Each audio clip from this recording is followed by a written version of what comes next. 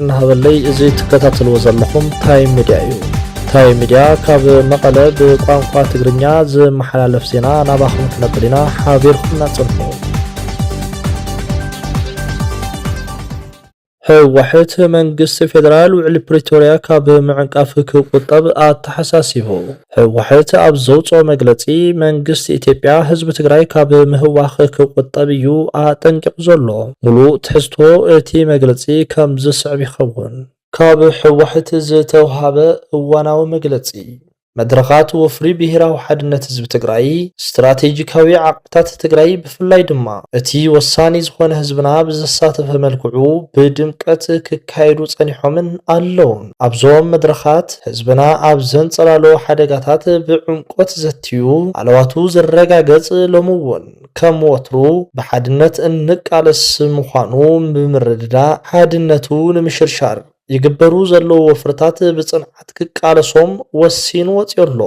ኣብዞም መድረኻት ዝተርኣይ ተሳትፎን ዝሓለፉ ውሳነታትን ንህዝብና ተወሳኺ ሕራነ ዝፈጠረ ኮይኑ ነቶም ህላወ ትግራይን ህዝባን ዘይብህጉ ድማ ሕማም ድሓር ኮይኑ ድቃስ ኸሊኦም ይርከብ ነዝውን እዩ ነቲ ዝነበረ ወፍሪ ኣጠናኺሮም ብምቕጻል ኣብ ልዕሊ ህዝቢ ትግራይን ውዳበታቱን ብዝለዓለ ደረጃ ርብርብ ኣብ ምግባር ይርከቡ መንግስቲ ኢትዮጵያ ከምቲ ገረብ ብሓኽላ ዝበሃል ኣባህላ ንህዝቢ ትግራይ ጠሊሞም ኣብ አንኬሉ ንዝኣተው ጠላማት ተጠቂሙ ኣብ ልዕሊ ህዝቢ ትግራይን መሪሕ ውድብ ህወሓትን ከምኡውን ጫፍ ብልሒ ቃልሲ ህላወና ዝኾነ ሰራዊት ትግራይ ሰፊሕ ወፍሪ ጸለመ ኣብ ምክያድ ይርከቡ እዞም ልእኽቶ ተቐቢሎም ፈቆዶ ሚድያታትን ዩቲዩባትን ዝውዕሉ ዘለዉ ጠላማት ኣብ ናይ ትማሊ ገይጎኦም ከይተምሃሩ መሳርሒ ኩሎም አንጻር ትግራይ ዘቕንዑ ሓደጋታት ኮይኖም ኣብ ታሪኽ ትግራይ ጸሊም ነጥቢ ዝገድፍ ብሄራዊ ክሕደት ይፍጽሙ ኣለዉ እዞም መንግስታዊ ስልጣን ትግራይ ሒዞም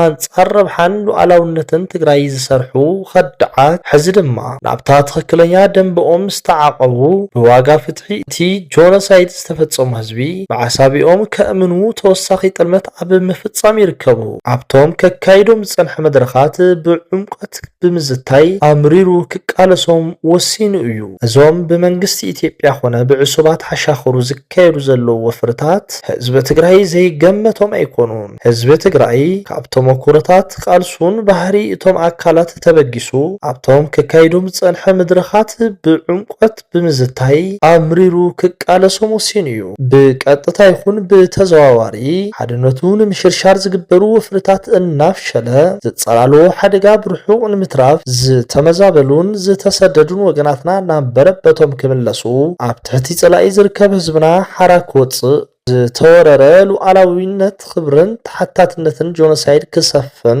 ዝገብሮ ቃልሲ ካብ ዝኾነ ይኹን እዋን ንላዕሊ ኣጠናኺሩ ከም ዝቕጽል ብውሳነታቱ ኣረጋጊጹ እዩ ውድብና ህዝባዊ ወያነ ሓርነት ትግራይ ድማ እዞም ውሳነታት ህዝብና ክፍጸሙ ሓድነቱ ኣጠናኺሩ ህልውንኡ ከረጋግጽ ኣብ ዝገብሮ ቃልሲ ውድብና ህዝባዊ ወያነ ሓርነት ትግራይ እውን እዞም ውሳነታት ህዝብና ክፍጸሙ ህዝብና ሓድነቱ ኣጠናኺሩ ህልውንኡ ከረጋግጽ ኣብ ዝገብሮ ቃልሲ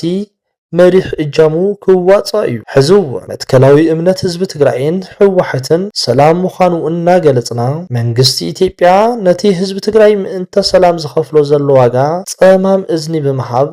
ትግራይ ንምህዋኽ ዝገብሮ ዘሎ ወፍሪ ንስምምዕ ፕሪቶሪያ ዝጻባዕ ተግባር ብምዃኑ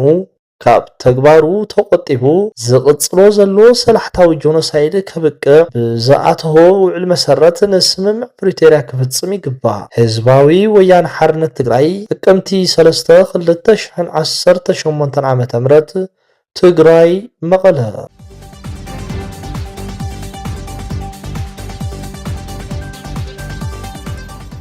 ኣባላት አርሚ 22 ኮር 1 ኮር 3 ኣብ ከተማ መቐለ ናይ መሃያን ተዛመድቲ ሕቶታትን ኣመልኪቶም መንገዲ ብምዕጻው ሰልፊ ኣካይዶም ኣባላት ናይታ አርሚ ዝኾኑ ተጋደልቲ ሎሚ 3 ጥቅምቲ 2018 ዓ.ም ኣብ ከተማ መቐለ ካብ ረፋድ ጀሚሩ ምምሕያሽ ማህያን ተዛመድቲ ሕቶታትን ንኽምለሰሎም ብሰልፊ ዝሓተቱ እንትኾን እዚ ኣማስዩ ድማ ፕሬዚዳንት ግዚያዊ ምሕዳር ትግራይ ሌተናል ጀነራል ታደሰ ወረደ ምስእቶም ሎሚ ሰልፊ ዝወፁ ተጋደልቲ ኣብ ሓወልቲ ሰማዕታት ኣዳራሽ እናዘተዩ ይርከቡ። እቶም ሎሚ 3 ጥቅምቲ 2018 ዓ.ም ዝተፈላለዩ ሕቶታት ብምሓዝ ሰልፊ ዝወፁ ምስ ተጋደልቲ ብዝተገበረ ምርድዳእ እዩ ናብ ዘተ ኣትዮም ዘለዉ።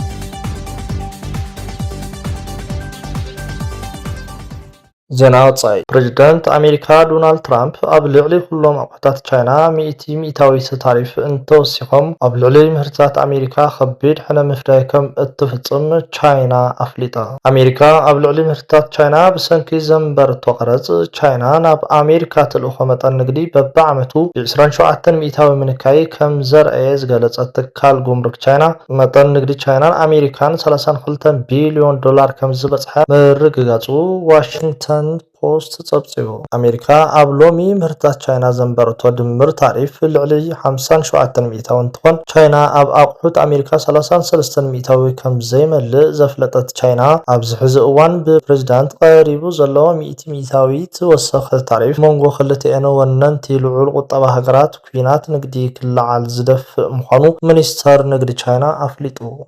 ምህርትታት ቻይና ብኣሜሪካ ንዝተነበረሎም ቀረጽ ተጻቢሮም ኣብ ኣሜሪካ 8 ሚእታዊ ወሰኽ መሸጣ ከም ዘርአዮ ዝሓበረ ሚኒስተር ንግዲ ቻይና ዝተመዝገበ ውፅኢት ናብ ታይዋን ጽዕነት ብምውሳኽ ብዝተረኣየ ብልሒ ምዃኑ ምግላጾም ጸብጻብ ዋሽንግተን ፖስት የመላኽት። ምምሕዳር ትራምፕ ጠለብ ልዕሊ ምህርትታት ቻይና ሒዝዎ ዘሎ መርገጺ ጉጉይ ምዃኑ ዘብርህት ቻይና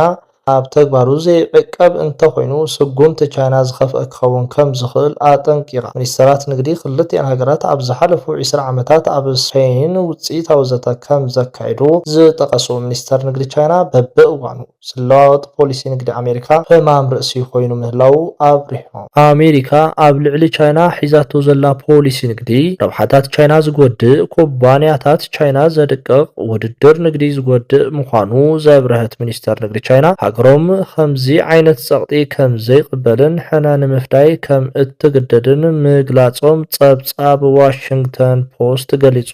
እምበር ከስተኸታተልትና ዜና እዚ ዕለት ነዚ ክትከታተሉ ዝጽናሕኩም ይመስል ነይሩ። ሰናይ ግዜ